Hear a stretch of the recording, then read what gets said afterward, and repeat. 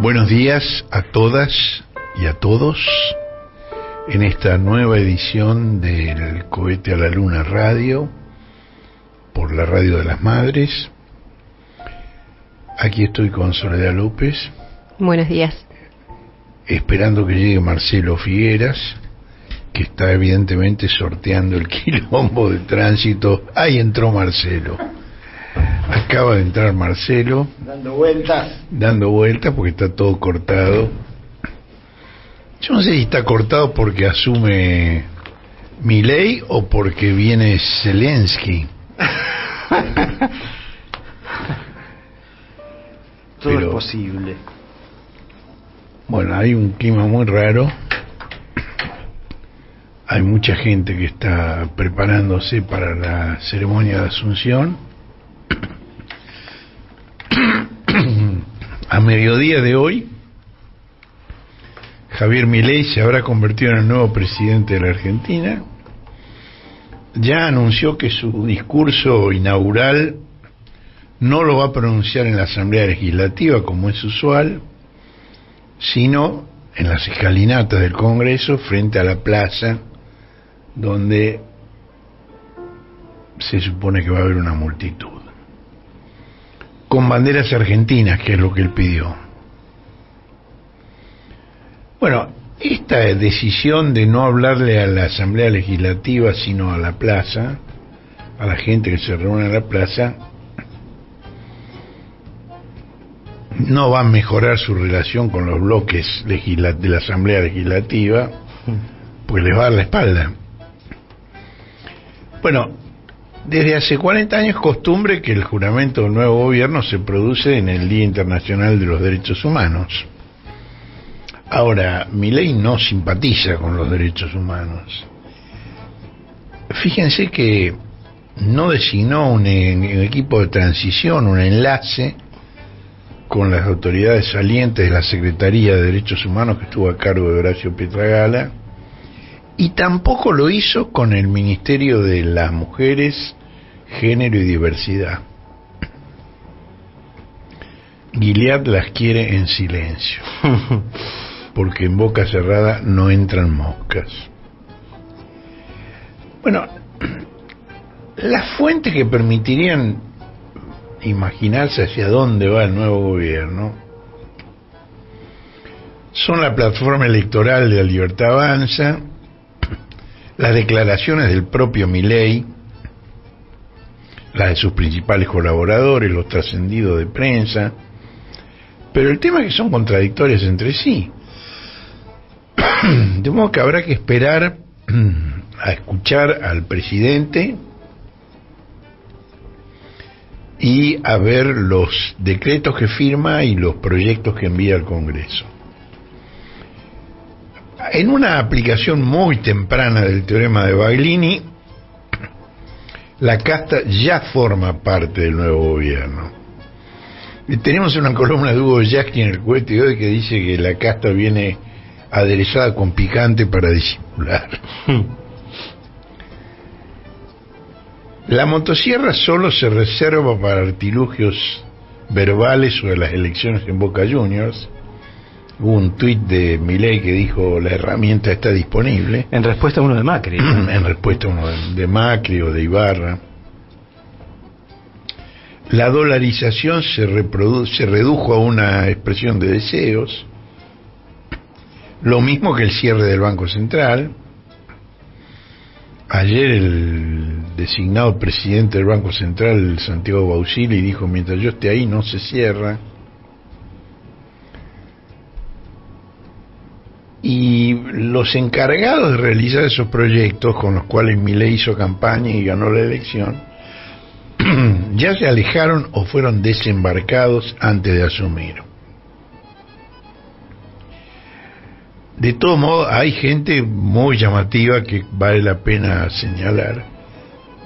Por ejemplo, el principal asesor presidencial, Santiago Caputo, que Milei en la noche de la victoria lo llamó el gran arquitecto, sin el cual esto hubiera sido imposible, dispuso que la imagen presidencial quede a cargo de un socio de Caputo que se llama Guillermo Garat.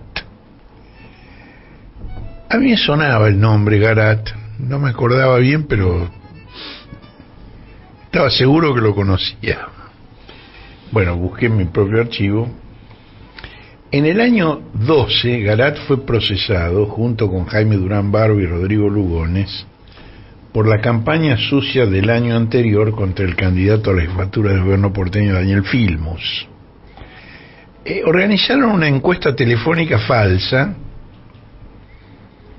donde lo preguntaron como a 1 millón de personas, si votarían por Daniel Filmus sabiendo que su padre era el arquitecto de Sergio Schoclender. Bueno, el padre de Filmus, Salomón Filmus, era un vendedor de telas del 11 que ni siquiera había terminado la escuela primaria. Bueno, los edificios desde los que se realizó la maniobra fueron allanados, las computadoras que utilizaron fueron secuestradas, se detectó el uso de un servidor informático en Estados Unidos y los 3 fueron procesados.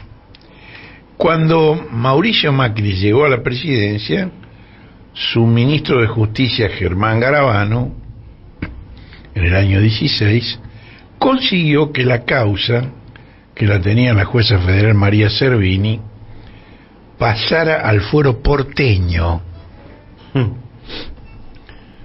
donde el fiscal y el juez comenzaron a investigar a Salomón Filmus.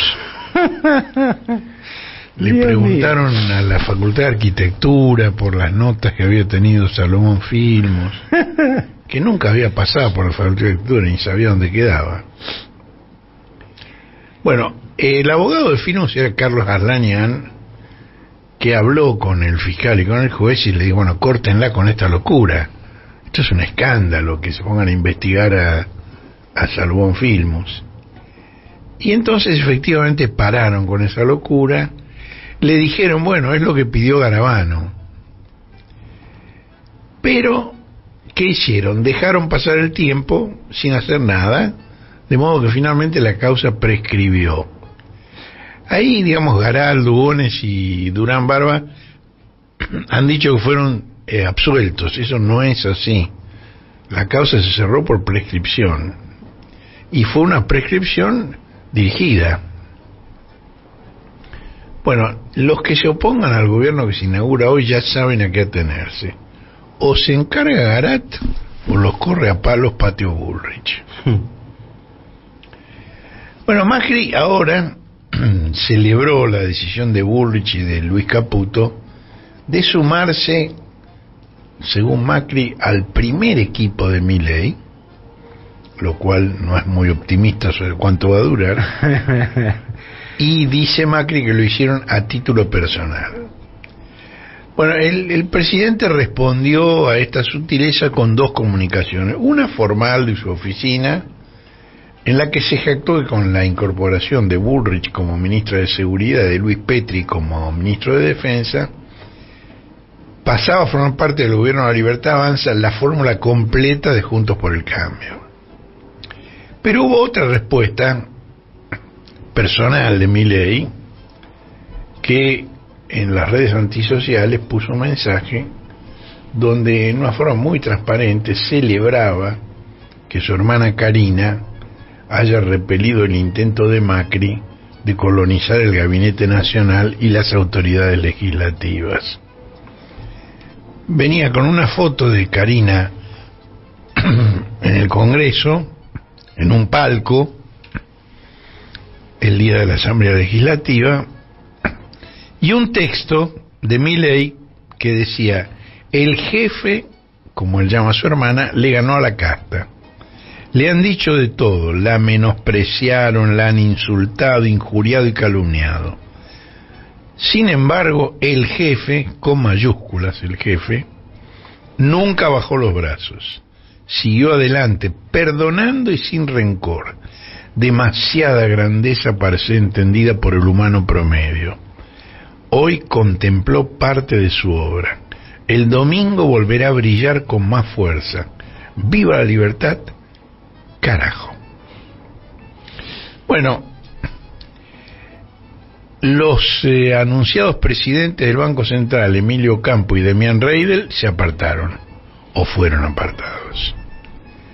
Carlos Rodríguez, jefe de asesores, renunció. La independencia del Banco Central se acabó. El titular del Banco Central, Santiago Bausili, es socio de Caputo en la consultora Anker. No solo el Banco Central no es independiente, sino que va a funcionar en tándem entre dos socios. Ahora, hubo dos jueces de la Cámara Federal, Martín Irursun y Eduardo Fara, que desprocesaron a Bausili el mismo día en que se anunció su designación. Estaba procesado por haber contratado la colocación de deuda del gobierno de Macri con el Deutsche Bank, para el que trabajaba. Es decir, hubo una ventana de una semana o 2 semanas en las cuales Bausili fue al mismo tiempo el secretario de Finanzas y empleado del Deutsche Bank. Y como secretario de Finanzas le encomendó al Deutsche Bank la contratación, la colocación de deuda. Ahora, que la Cámara Federal lo haya desprocesado el mismo día que se anunció su designación pasa a ser una anécdota menor. ¿Ustedes saben quién es el abogado de Bausili en esa causa? Apellido conocido, ¿no? Matías Cuño Libarona, hermano y socio del nuevo ministro de Justicia.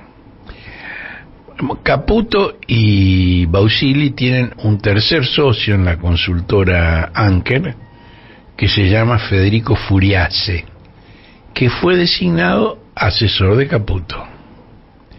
Ahora, hace un par de años, Furiase fue destinatario de una de las habituales diatribas de Milei, aunque hay que reconocer que de las más suaves.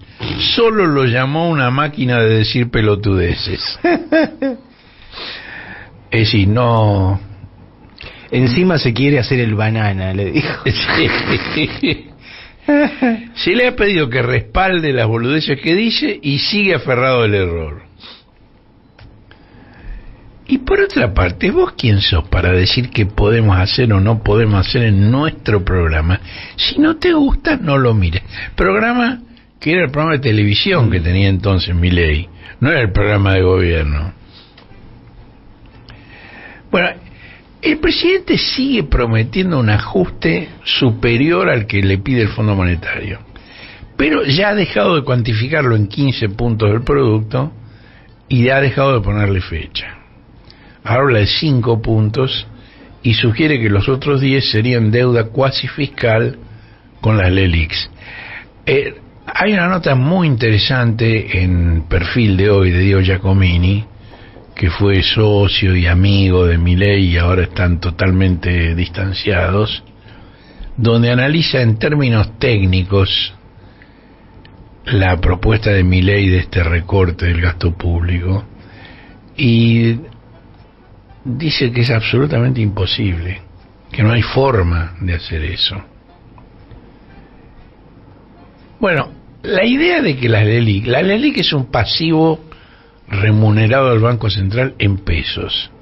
Pasivo remunerado quiere decir que tiene deuda el Banco Central con los bancos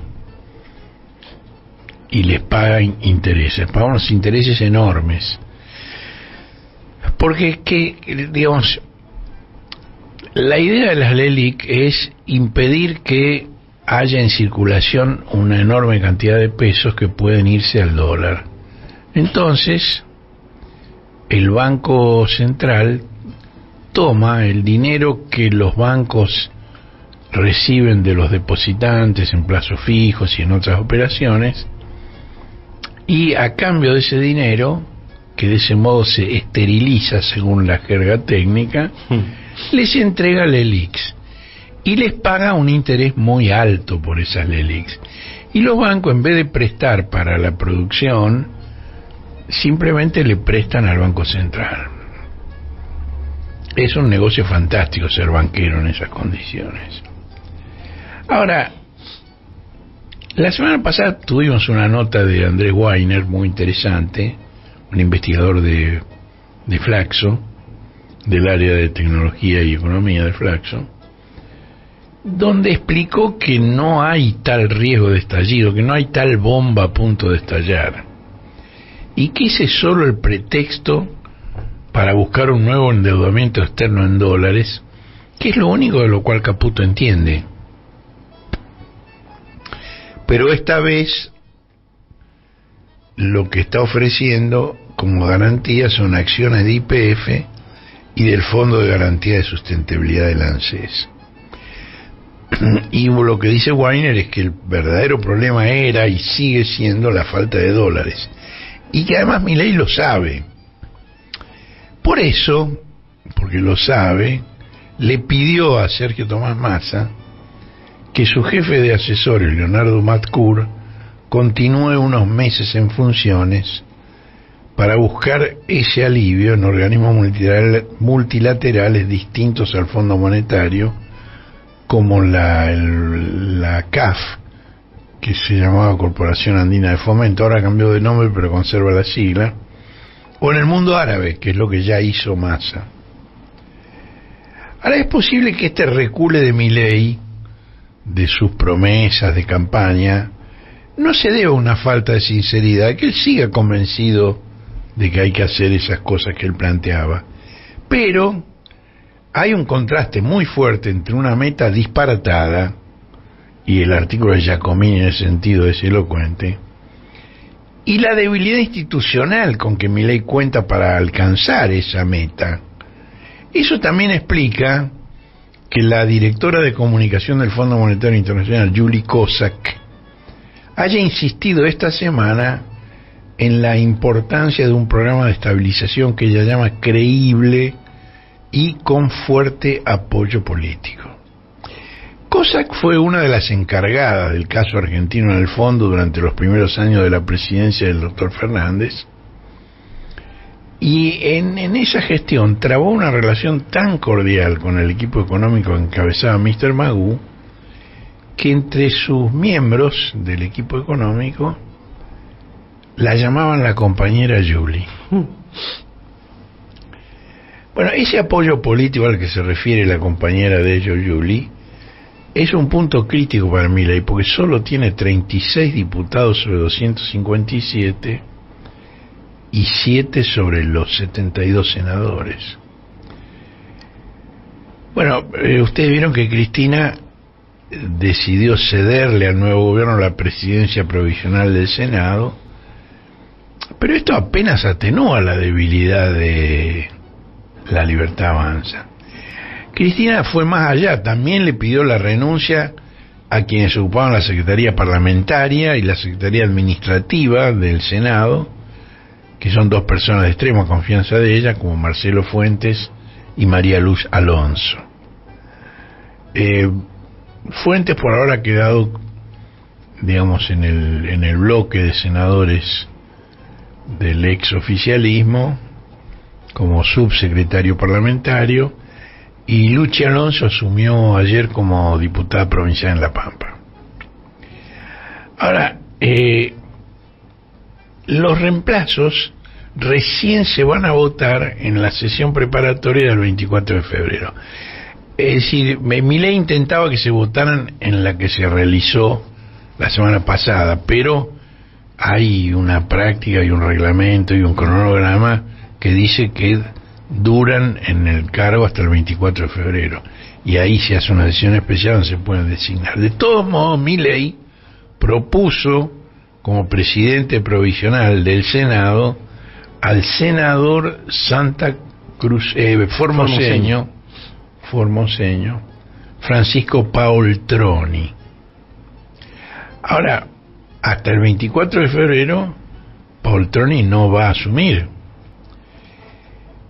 y denunció que la vicepresidenta Victoria Villarroel está maniobrando para desplazarlo. Bueno, es cuestión de Villarroel, pero nadie podrá decir que el kirchnerismo se aferra a los cargos. Ya no están, los kirchneristas ya no están, y quien los vaya a reemplazar no depende del kirchnerismo. Bueno, en diputados la presidenta saliente, Cecilia Moró, fue elegida como vicepresidenta primera a partir de hoy.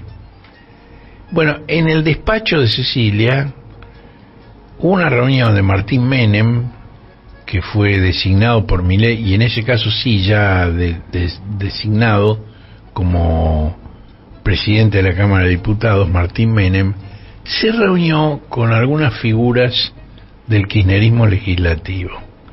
Fue un encuentro, por lo que yo sé, cordial, pero Menem tomó nota de que no va a encontrar indulgencia para ningún proyecto que contradiga los lineamientos del nacionalismo popular al cual es probable que el kirchnerismo se aferre en el tiempo por venir.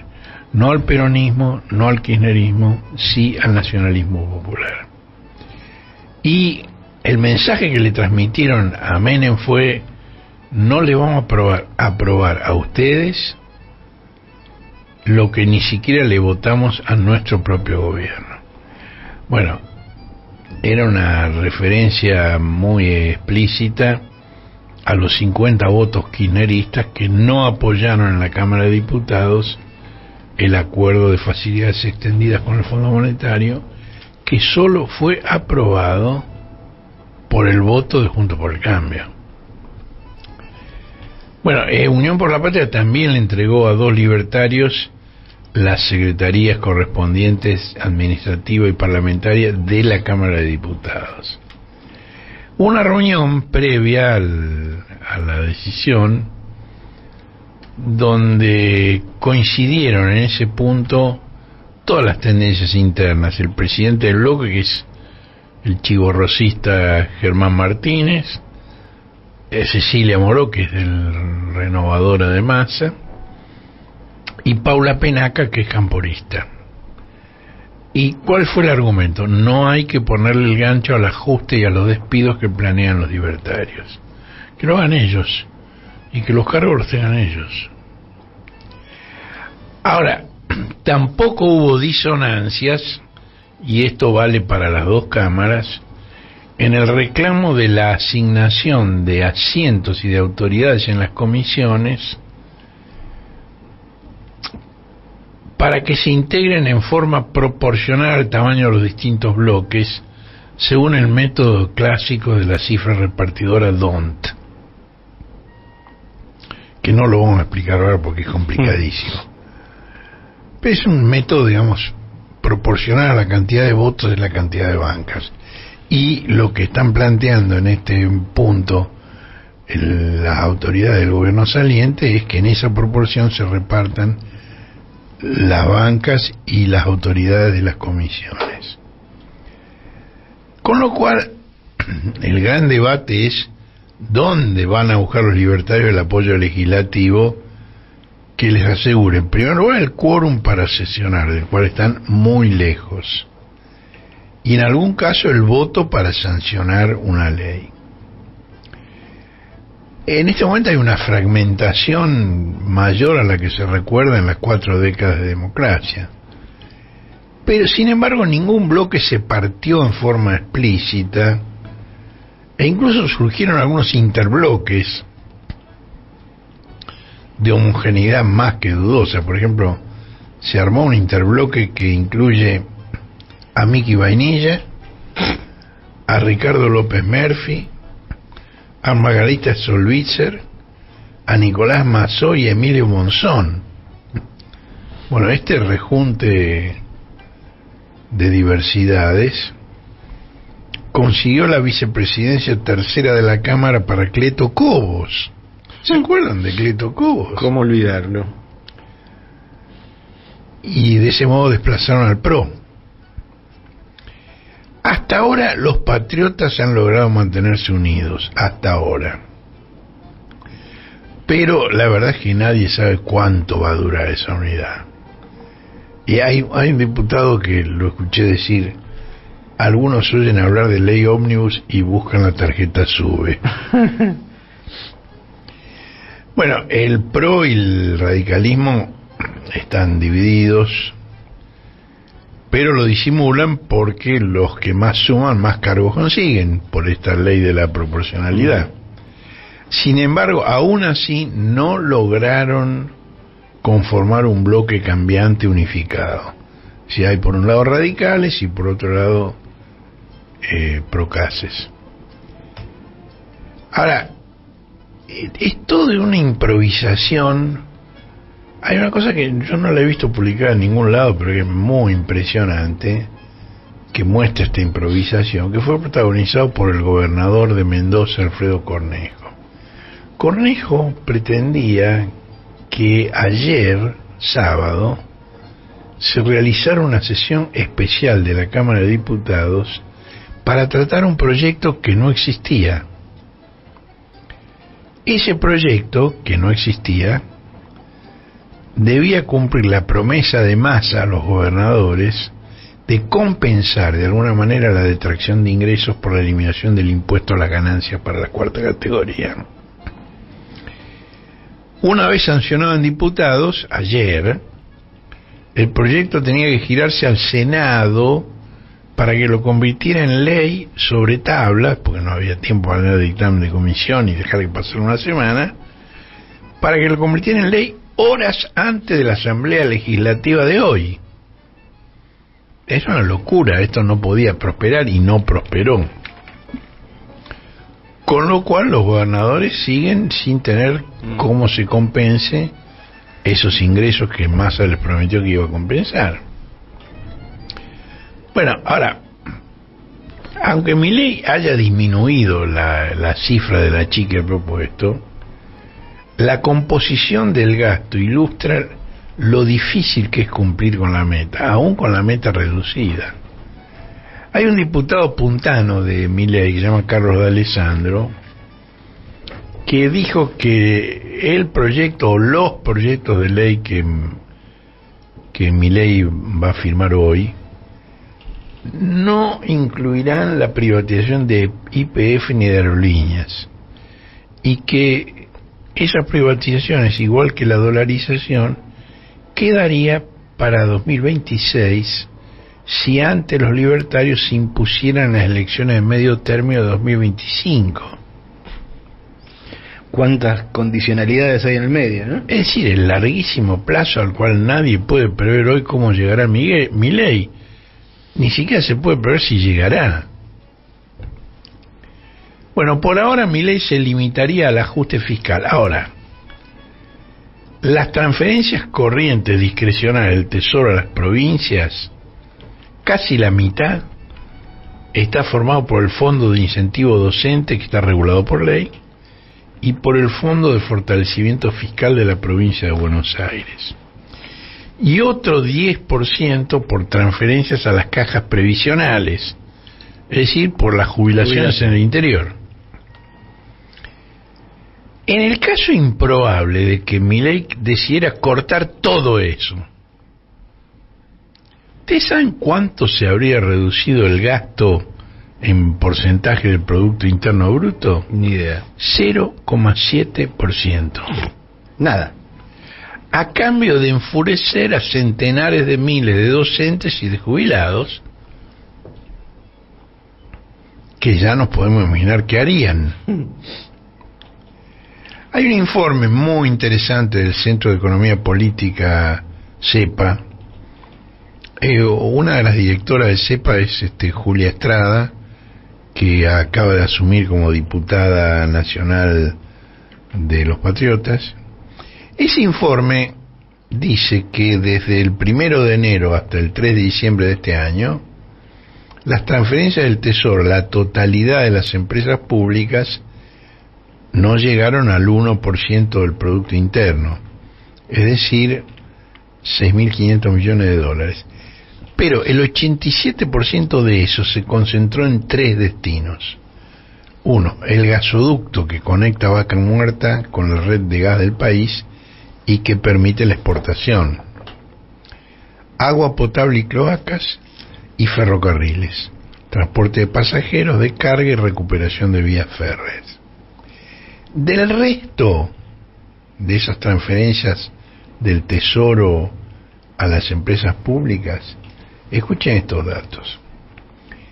El déficit de los medios públicos, de todos los medios públicos, todos, televisión, la radio, las usinas creadoras de contenidos, la agencia Telam, es 0,017% del producto. 0,0, entonces 0,017. más nada todavía que el 0,7 de antes. Que es un valor insignificante para los 5 puntos que requiere Milei. Y bueno, imagínate que cierre todo eso, la repercusión nacional e internacional sería muy grande. Otro, ARSAT, que está mencionada como objetivo de privatización.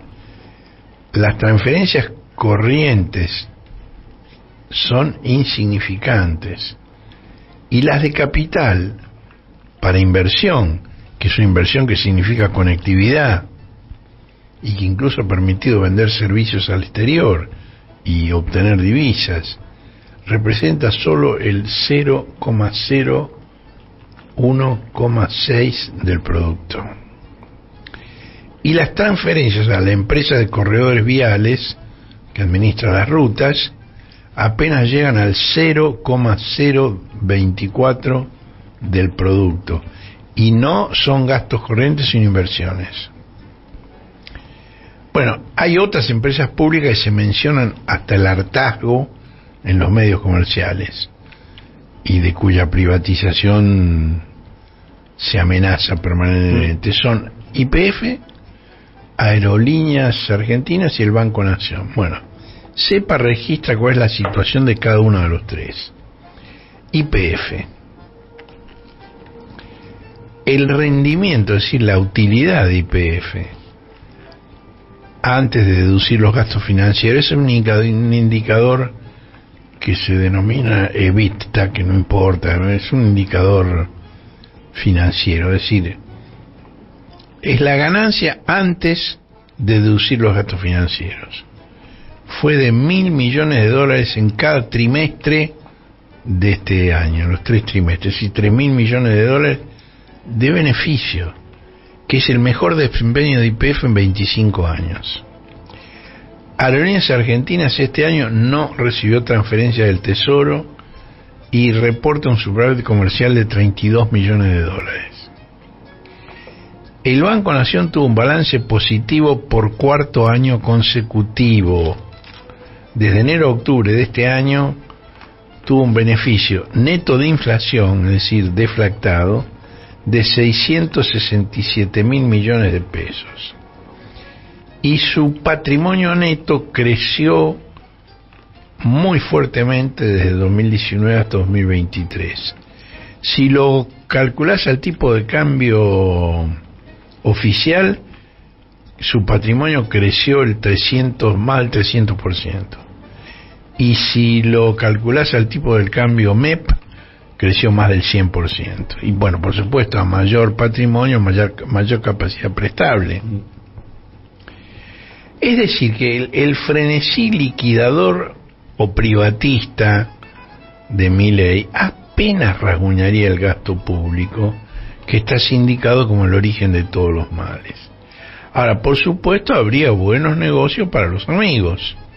Por ejemplo, están planeando la venta del predio de la avenida Figueroa Alcorta, donde funciona la televisión pública. De lo que ya había amenazado Marra, ¿no? Marra, que había dicho que ahí se puede levantar una torre muy bonita. Ahora, no hay ninguna solución para los problemas de la economía, que por el contrario, con esta pérdida de ingresos se agravarían. YPF significa perder vaca muerta. Una locura. Bueno, hay una definición que ha hecho el periodismo de la política de precios. El gobierno anuncia que va a desregular totalmente los precios porque hay una inflación reprimida. Ahora, esa adjetivación lo que está revelando es que los controles que se impusieron en los últimos meses frenaron una inflación mayor. Es muy alta, sí, pero podría haber sido mucho mayor, que es lo que probablemente ocurra ahora. Ahora, las consecuencias de la devaluación que se anuncia a partir de mañana, a eso hay que sumar que termina el programa de precios justos, termina el fideicomiso del aceite, termina el fideicomiso del trigo, termina la política de cupos para maíz, trigo y carne, se desregula el precio de los combustibles, que ya tuvieron en esta semana un aumento muy fuerte, se desregulan las tarifas de luz, gas y agua, se desregula el precio de las telecomunicaciones, se deroga la ley de alquileres, la devolución del IVA caduca el último día del año. Bueno, esto implicaría una transferencia de ingresos fenomenal de los trabajadores a las empresas. El cálculo del CEPA dice que si en los 3 meses que vienen la inflación fuera del 20%, y si quienes negocian paritaria, así quienes mejor están dentro de los trabajadores, porque los irregulares no negocian no hay paritaria que valga. Si los formales lograran aumentos del 10% en cada uno de esos 3 meses, la inflación acumulada sería del 72,8% y la suba de salarios del 33,7%. Esto implicaría una pérdida de poder adquisitivo de 23% en un solo verano.